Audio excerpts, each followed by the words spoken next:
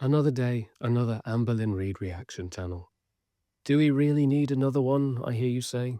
But I say, why not? Let's not pretend there's a scarcity of material. Amber milks her content with the shameless efficiency of a vulture picking clean roadkill. If she insists on feeding me the same regurgitated nonsense, then who am I to turn down the feast? She serves it up, piping hot and riddled with inconsistencies, and it would be rude to let it go to waste. There is, after all, plenty of Amber to go around. So I thought it would be fun to take a look through her videos and give a little recap of her thrilling adventures. Fun for me, and I hope fun for you. If not, oh well. I don't know if I'll ever do it again, but I also don't know if I'll ever be able to stop now. She is a bottomless content farm, the definition of an internet spectacle, a woman who's made redundancy into an art and nothing into a brand. And yet, despite the ever-growing parade of reaction channels dissecting her every exaggerated giggle and meticulously planned crisis, she persists. Call her out on one lie, 3 more appear. Unlike her, however, reaction channels aren't stammering through their own lies, nor are they padding their existence with performative vulnerability or half-hearted declarations of self-improvement. They are here to observe, to dissect, and to remind everyone that while Amber may be the queen of her own delusional kingdom, we all see her how she never sees herself, with realism and precision. But here's the thing. As exhausting as she is and as mind-numbing as her antics can be, her existence has spawned something far greater than herself. An entire community of snarky, sharp, and wickedly funny people who can see through the nonsense and have made an art form out of calling it out. Say what you will about Amber, but she's unwittingly provided a breeding ground for some of the most hilarious, insightful, and cutting commentary on the internet. And that is something to be grateful for. It's that very community that gave me the confidence to try this out myself. So let the games begin. Lying to all of you. How refreshing. Another installment in Amber's never-ending self-mythologizing saga. She's so committed to editing her history that I'm convinced she'll claim to have discovered America. But today we're blessed with Reactlin, because Amber has pivoted back to reaction content, because even she's bored of herself. It's content self-cannibalization. And what is the grand opening act of this groundbreaking series? Clearly the best topic to guarantee maximum attention and minimal accountability. A 9-year-old confession video. A reaction to herself from 9 years ago in which she confessed to lying. She declares that this is the first episode of Reactlin and that she doesn't know how well it will go down. Allow me to solve that mystery. It'll go down in flames when she gives up. She tells us she's written down 30 ideas for reaction content. 30. A woman who struggles with basic human functions but somehow finds the strength to take copious notes on what nonsense to react to. Inspiring priorities. She believes the videos she's reacting to altered her YouTube experience. She tells us she was just following another YouTuber's lead when she made the video, and that her audience responded unfairly. When other YouTubers confess to lying, they're showered with grace and understanding, but when Amber does it, the response is different. Could it be because the others did not spend the next decade continuing to lie? No. Haters. She's convinced this video demonstrated her bravery and self-awareness, but all it actually demonstrates is her complete lack of new ideas. That's a natural consequence of treating your audience like fools. If anything, the fact that she still has an audience at all is a testament to their boundless tolerance for disappointment.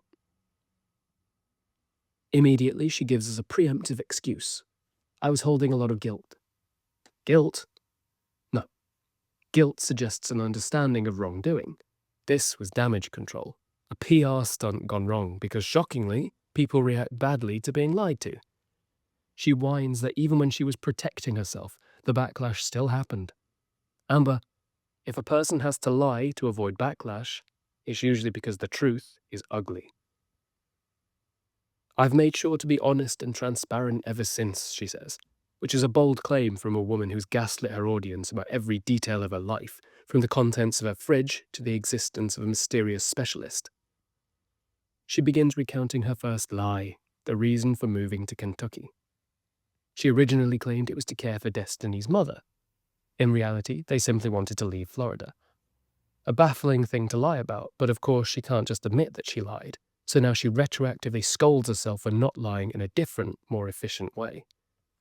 Amber, you could have said nothing. You could have ignored the question. But no, you fabricated a story that somehow made less sense than the truth. The aunt scandal makes its appearance. She congratulates herself for accountability, like it's something to be applauded. She once claimed that her aunt stopped speaking to her because she was fat. This turns out to be, shocker, a complete fabrication.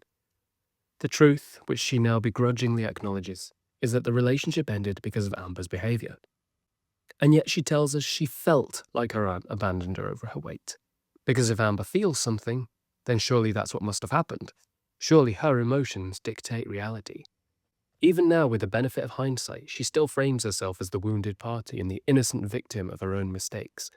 I do have to mention her comment of, back then I did a lot of clickbait. Has this changed? Listening to Amber explain how BPD symptoms work will never not be gross. It's never genuine or to accept that she behaves badly. Her BPD exists solely to give her an excuse to behave like a pile of human garbage and then expect a free pass. She weaponizes mental health as a shield for manipulation. It's convenient, but would that same grace extend to those who have wronged her? Unlikely.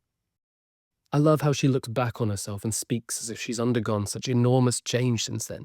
She's acting all reflective, like she's put in so much effort into bettering herself and making progress. It's only in Amber's head, of course. Everyone else knows that if anything, she's managed to become an even worse person since then. The only thing she's made progress in is a level of delusion, to the point where she now genuinely seems to believe the things she says. And then she reaches her infamous weight lie. She admits that the only time she ever lied about her weight was in this video. Yes, Amber, a woman who's played fast and loose with her weigh-ins for a decade, expects us to believe that she's only ever lied about it once. Just take a moment to appreciate the sheer audacity of that statement. Because as we all know, Amberlynn's scale is a mythical artifact, revealing numbers only when convenient. She blames fear of backlash. But let's be clear, she does not fear backlash. She fears exposure. She doesn't dread being called out for lying. She dreads losing control of the narrative. She declares that she is not 500 pounds, not 600 pounds, not 700 pounds. Amber, no one thinks you're 700 pounds. What they believe, correctly, is that you're incapable of telling the truth about your weight unless you're actively filming the scale. She revisits the infamous Destiny weight gain debacle.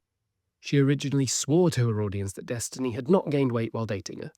This was a lie.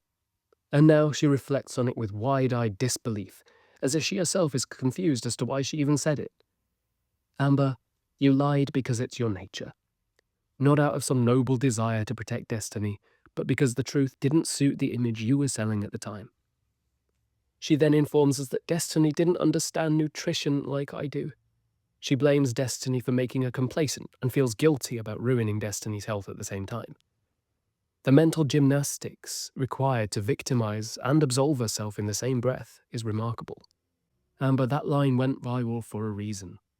The idea that you, Amberlynn Reid, a woman who spent a decade careening between fad diets, mukbangs, and weight loss eras, understand nutrition better than anyone, is hilarious to the point of being mind-boggling. She revisits her job lie. Originally, she claimed she worked full-time as a PCA at an assisted living facility. This was a lie. She was part-time and on call. Her reasoning? She wanted people to think she was capable. Here's a revolutionary concept. Capability is demonstrated through actions, not words. Even in this reaction, she acknowledges that she could simply have said, I work part-time. That would have been the truth. But instead, she embellished. And why? Because her need for external validation outweighs her commitment to honesty. She admits to wanting the validation back then, but says it as if she doesn't live for the validation now. This entire exercise is an excuse for Amber to look back on herself and give herself a pat on the back for how much she likes to pretend she's changed. Like I said before, she hasn't. She wanted validation. She wanted the facade of self-sufficiency while continuing to leech off others. The lie about working full-time wasn't a mistake. It was a calculated attempt to craft an image that never existed. What follows is a meandering monologue about wanting to give back, which hilariously contradicts years of complaints about how expensive it is to support her partners. She wants praise for generosity while simultaneously lamenting the burden of providing. She mentions how it was her favourite job ever, from the thousands of jobs she's had in her oh-so-busy, hectic life.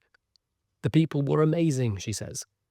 Are these the people that very obviously and very visibly couldn't stand to be around you whenever you were in the room? I would love for some of those old colleagues to come out and give some dirt on what she was like to work with. She then confesses to lying about her blood pressure. First, she insisted she was perfectly healthy. Now she admits she has borderline high blood pressure. But she assures us that she's still technically healthy, so does it really matter?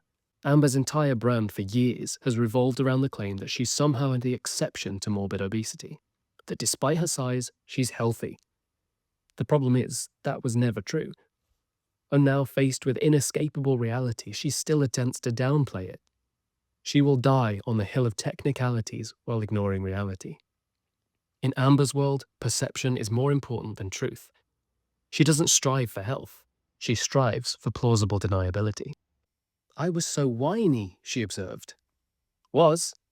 Of her thousands of videos, I could probably count on the fingers of one hand the number of videos where she isn't whiny.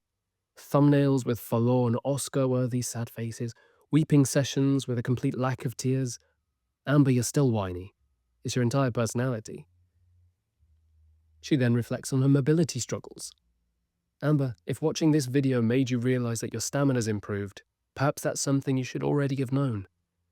A person who's committed to their health doesn't accidentally discover progress while watching a decade-old video. She's gaslighting herself in real time. I wish I could have committed to a weight loss journey, she laments. Whose fault is that? Remind me. Oh, yeah, not hers, never hers. She ends by insisting that despite the backlash, she doesn't regret making the video. Of course she doesn't.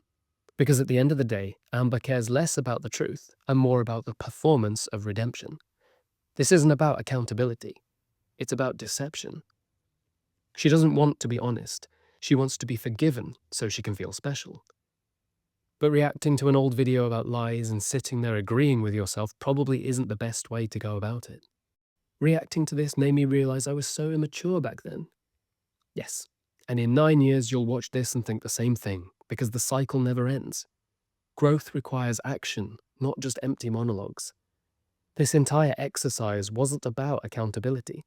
It was about damage control, about painting herself as the protagonist in a redemption arc that never actually happens. And what's her biggest takeaway from all this? That was kind of fun.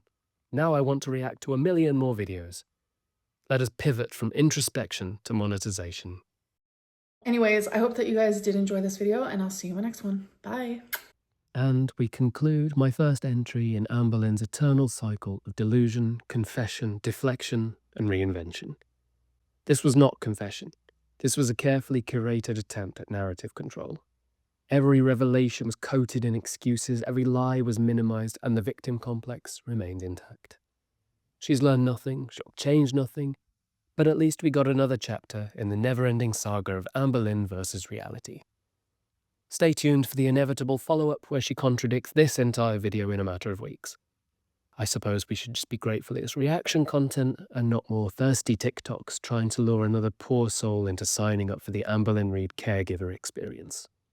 Until then, my condolences.